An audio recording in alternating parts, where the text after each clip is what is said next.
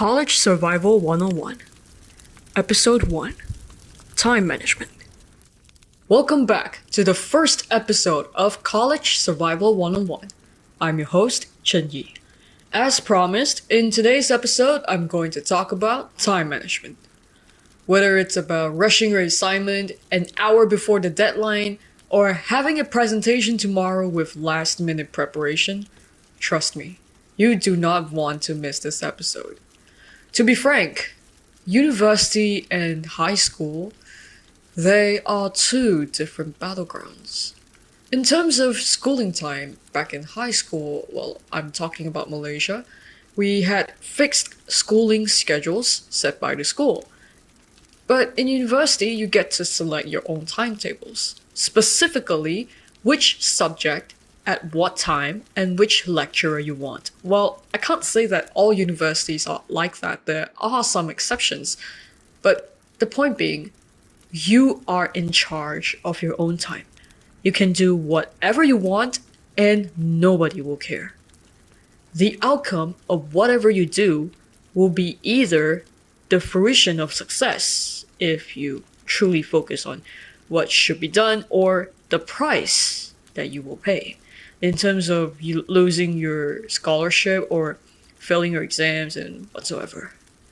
In terms of assessments, in high school we had SPM, or maybe for some of you guys, you had UEC or IGCSEs. I'm just gonna talk about SPM since I took SPM back then. The methods of preparation for your exams will be different when you progress to university. Some of your old methods might not work. This will be about your study techniques and how you manage your time to study.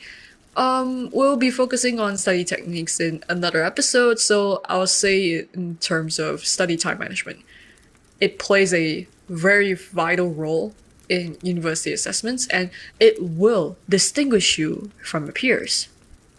Well, when we talk about studying in high school, like, all materials are basically given by teachers, and you just have to do practice questions. Revise the material from time to time, do mock exam questions, and that's all there is to prepare for your exams.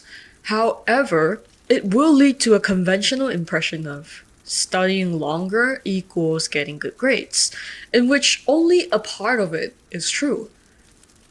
Personally, I slowly began to accept and recognize the fact that you could study in shorter hours and still achieve good grades. This is how important time management is in the spectrum of having more time to do other stuff than studying, avoiding burnout, and at the same time, achieving good results. The thing about time management when you progress to university is this: it is both your weapon and shield. It is your weapon for self-discipline, and academics, it is a shield when you are too busy for your extracurricular activities, or we call them ECAs, and you want personal time.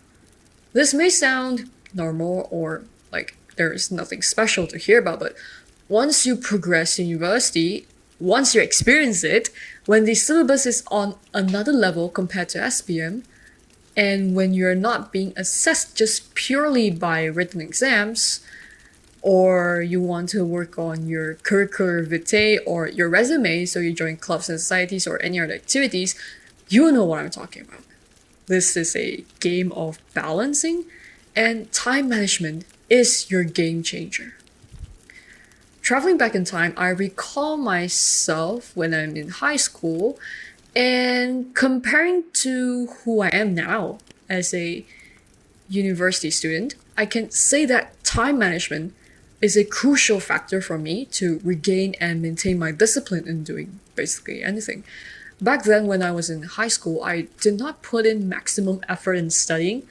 Part of the factor being that I'm not suitable to take science subjects, but the main factor is that I lack time management skills. I remember myself being so busy with extracurricular activities or busy with my piano exams that I simply could not squeeze out extra time for studying. Yet, at the end of the day, I still somehow managed to achieve the results I wanted for SPM, which is 10 A's with only 1 A minus and the rest being solid A's and A pluses. In university, I found myself to be more flexible. Although I involve myself in some extracurricular activities to boost my curricular vitae and to make my university life less boring, I still manage to consistently study for my coursework, exams, and final exams. Well, the difference being, I actually studied using lesser time than I did in high school, yet I still achieved my personal targets. Or even better, it is always above average. And all of that is because of adequate time management skills. I believe that it is because of a stronger will that has fueled me into efficient time management as compared to my high school life. I have a stronger will of maintaining my scholarship, wanting myself to be good and make my parents proud. I'm always driven to accomplish more and more.